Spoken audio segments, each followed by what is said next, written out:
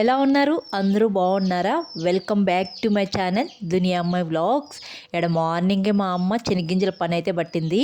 ఇంకా మామూలుగా శనక్కాయలు అయితే మిషన్కి అయితే వేసుకొని వచ్చారంట. అవేమ్రా అంటే చాలా గింజలు, పెద్ద గింజలుగా ఉండేటివి ఇలా బ్యాల్ అయిపోయాయంట.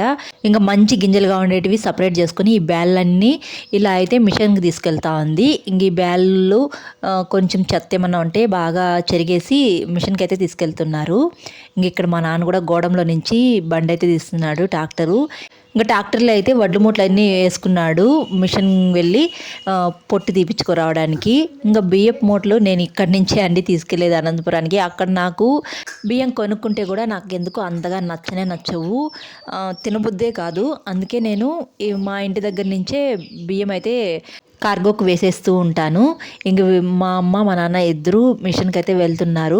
బియ్యం మూటలు తర్వాత ఇంకా పల్లీలు అయితే తీసుకెళ్తా ఉంది నూనె ఆడించుకురావడానికి.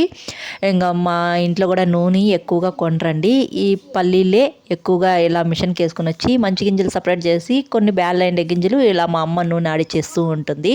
ఇంట్లో వంటలకైతే ఉపయోగించుకుంటూ ఉంటారు.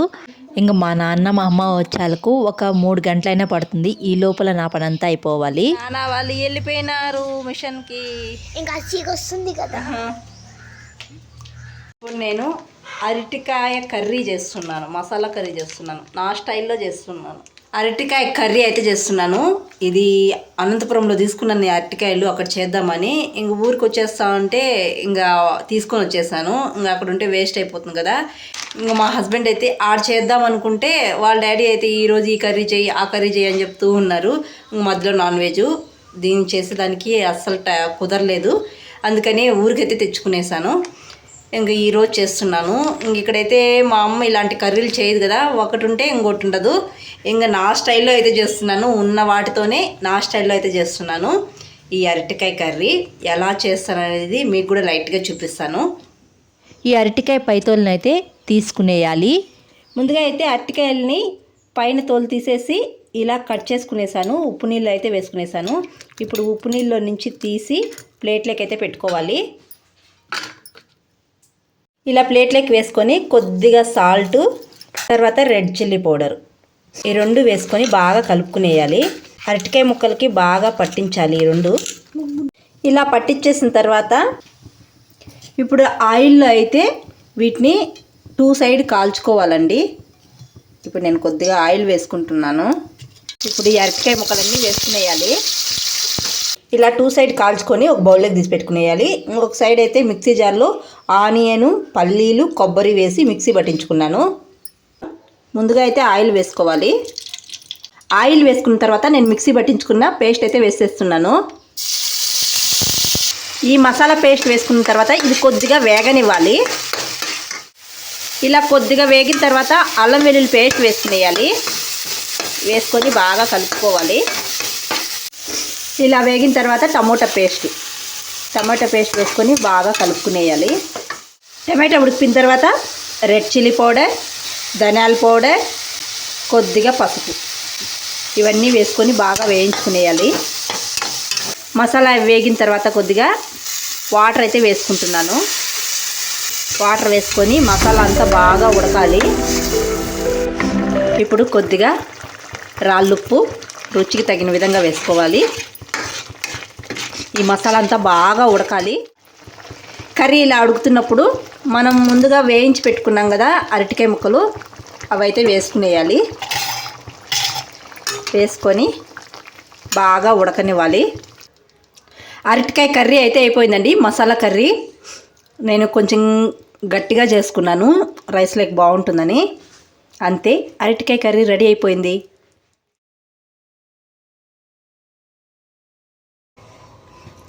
కరెక్ట్గా 12 అవుతుంది టైము.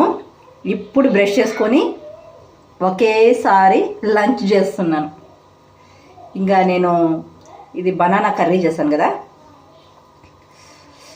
అరటికాయ కర్రీ చేశాను కదా, అదే వేసుకొని తింటున్నాను.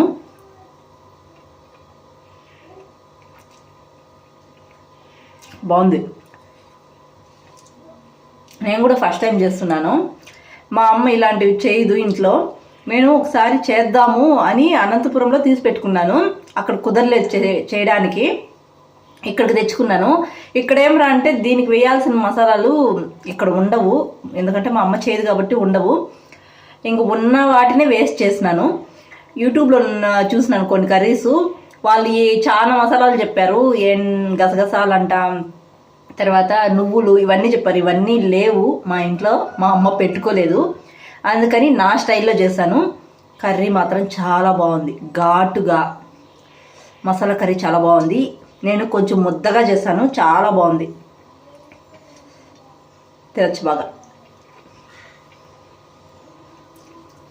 ఈ పచ్చి అరటికాయల్ని పొట్టు తీసేసి చిన్న చిన్న పీసెస్గా కట్ చేసుకొని ఉప్పు, కొద్దిగా రెడ్ చిల్లీ పౌడర్ వేసి ఆయిల్లో వేయించుకొని తింటే కూడా చాలా బాగుంటుందండి. నాకు ఫస్ట్లో వేయించాను కదా, తినడానికైతే చాలా బాగుంది. మా పిల్లలు అలా తినడానికి చాలా ఇష్టపడ్డారు, చాలా బాగుంది.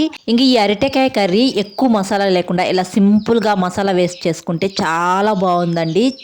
తినడానికైతే చాలా కమ్మగా ఉంది. నాకైతే భలే నచ్చేసింది. నేను అయితే బాగా ఎంజాయ్ చేశాను. ఫస్ట్ టైం చేశాను, చాలా బాగా కుదిరింది. మీరు కూడా తప్పకుండా ట్రై చేయొచ్చు. ఈ సింపుల్ రెసిపీ మీకు నచ్చినట్టయితే లైక్ చేయడం అస్సలు మర్చిపోకండి. ఇంకా అనంతపురంకి వెళ్ళిన తర్వాత కూడా ఒకసారి ఈ కర్రీ చేసి మా ఆయనకి తప్పకుండా టేస్ట్ చేపియాలి. రాయి, ఇంగ్లీష్ చదువుకో. కొంచెం చదువు, ఈరోజు కొంచెం చదువు, రేపు కొంచెం చదువు. రాయిరా, ఒక హోంవర్క్ అన్నా రాసావు బాబులు? బాగా నీట్గా రా, హ్యాండ్ రైటింగ్. మా పిల్లలు అయితే దసరా హాలిడేస్ హోంవర్క్ అయితే రాస్తున్నారు.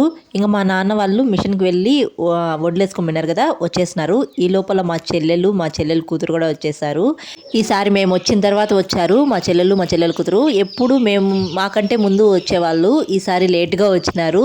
ఇంకా బస్ దిగుతానే అందరినీ చెప్పుకుంటా వస్తుందంట, నాని భయ్యా వాళ్ళు ఉన్నారు అని చెప్పుకుంటా వస్తుందంట.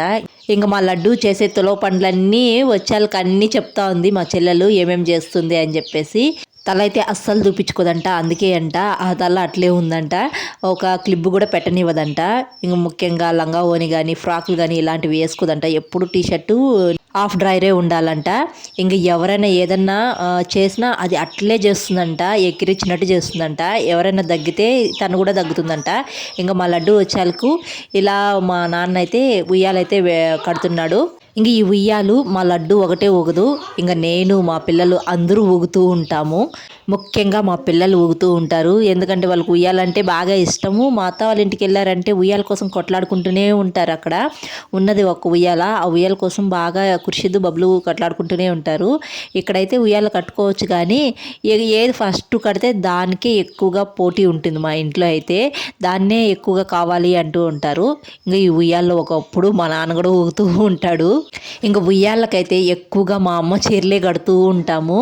ఇంకా మా పెద్ద బాబు పుట్టినప్పటి నుంచి ఇప్పుడు మా లడ్డు పుట్టినంత వరకు మా అమ్మ చీరలే ఎక్కువగా యూస్ చేస్తూ ఉంటాము.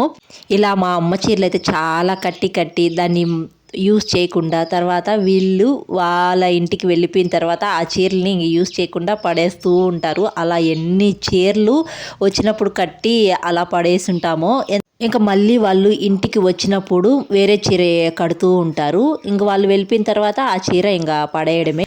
డాడీ ఎట్టు కొట్టేదే? అటు కొడతాడా? ఇప్పుడు పుట్టే పిల్లలకి ఎంత తెలివి ఉంటుందో కదా. నాకు గుర్తులేనివన్నీ మా షహరీన్కి అయితే భలే గుర్తుంటాయి.